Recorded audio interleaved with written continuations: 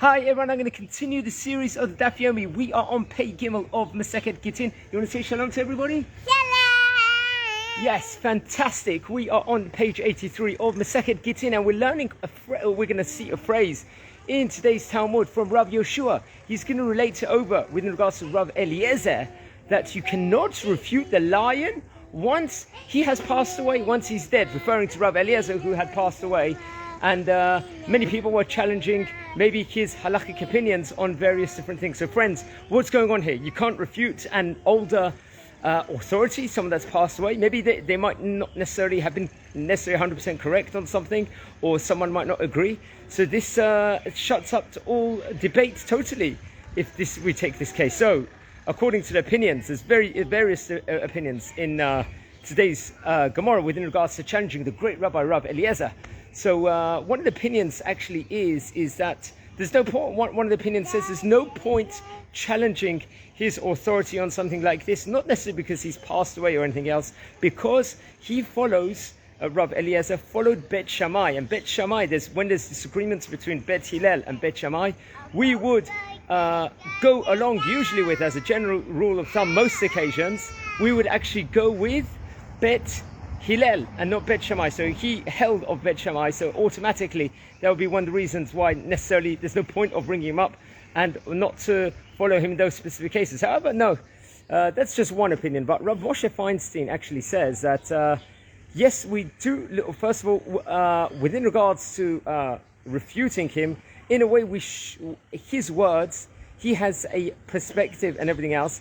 And it's not necessarily that we shouldn't refute him, but we should value it that he came in. It's got the words that the great rabbi said. It's got some binding effect to some opinions. It's got the Divrei Elokim inside of it. It's got the words of Hashem inside of it. However, halacha, he does stress, does not follow this, and we are allowed to debate, or let's just say in certain cases refute necessarily different opinions that has come about within regards to the different halachic rulings. But within regards to, say, someone totally disagrees with something that any previous rabbi has says, you cannot necessarily destroy those rulings. If someone was very, very zealot and maybe disagreed totally with it, you can't, because still, imagine that rabbi was here today, he could defend himself what the rulings is and stuff like that, and actually could give a very, very good argument why his rulings might be more correct and stuff like that. He might have another perspective to what the current person who is challenging that currently says. So I think in effect, one has got to have a huge respect with regards to all the previous authorities, and always is a good thing when one is displaying a class or whatever it is, one is giving a position about, one is giving a Torah topic about, to always give all the different opinions that have been stated. And remember, at different points in time, different opinions had maybe a more logical sense to it than it would have at a more recent time and everything else. And that could be one of the arguments also within regards to this. So also another tidbit within regards to this, why is he referring him to as a lion? You can't refute the lion regarding Rabbi Eliezer.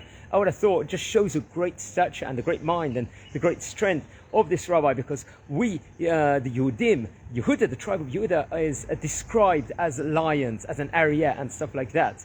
And imagine that, that is a pinnacle of someone. That's why they say, when we say Modeh and Kitzeh Shulchan Aruch every single day, is that when we get up in the morning, we should be like a lion. And that's something. And that is, in a way, one of the strongest compliments that Rav Yoshua actually gave to Rav Eliezer over here within regards to his lion-like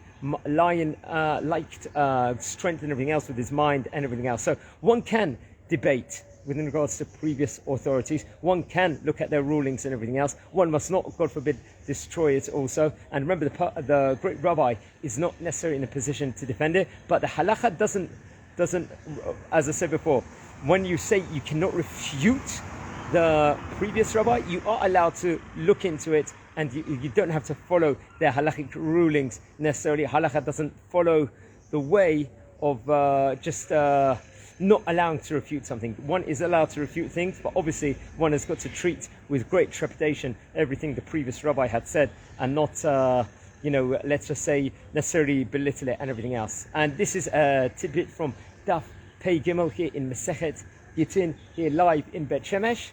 And please, everyone, pray for my wife's mother-in-law, my wife's grandmother. Her Hebrew name is Miriam Bat Rachel, for a Refuah Shlema. So guys, have a great day and take care.